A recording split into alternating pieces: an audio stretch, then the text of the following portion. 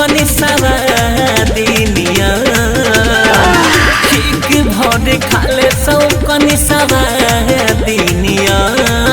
आधा भटरू ले ले ओ आधा देवरू ले ले आधा भटरू ले ले आधा देवरू ले ले बाटी के खाले पारा सादिनिया आधा भटरू ले ले आधा देवरू ले ले बाटी के खाले पारा सादिनिया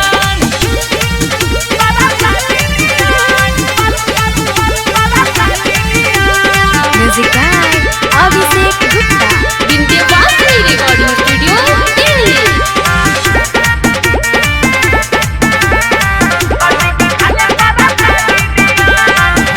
एकनी के अति देखी माथा भइले आउट दिनो रात लहंगा में करले मिलावट एकनी के अति देखी माथा भइले आउट दिनो रात लहंगा में करले मिलावट ए सखी ससुरा में मजा मिले सादिनिया ससुरा में मजा मिले सादिनिया आधा भटरू ले ले ओ आधा देवरू ले ले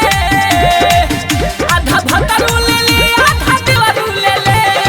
बाटी के खाले पारा सादिनिया आधा भटरू ले ले आधा देवरू ले ले बाटी के खाले पारा सादिनिया पारा सादिनिया पारा सादिनिया बाटी के खाले पारा सादिनिया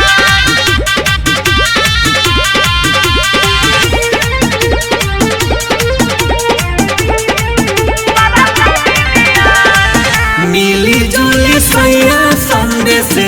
और कंप्रोमाइज झूले जाता देवरा धके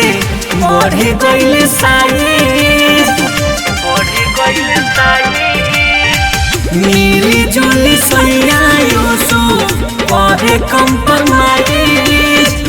झूले जाता देवरा धके बढ़े गइल साइज का कहीं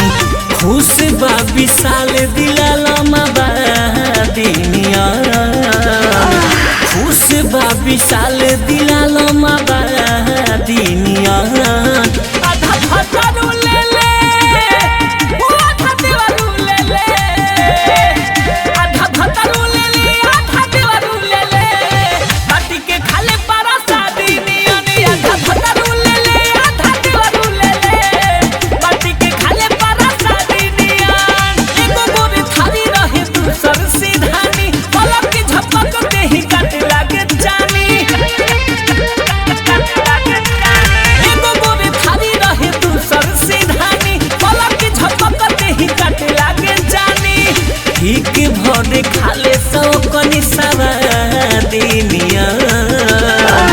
ठीक भरे खाले सौ कनी सवादिनिया आधा भटरू ले ले ओ आधा देवरू ले ले आधा भटरू ले ले आधा देवरू ले ले बाटी के खाले पारा सादिनिया आधा भटरू ले ले आधा देवरू ले ले बाटी के खाले पारा सादिनिया विंध्यवासिनी रिकॉर्डिंग स्टूडियो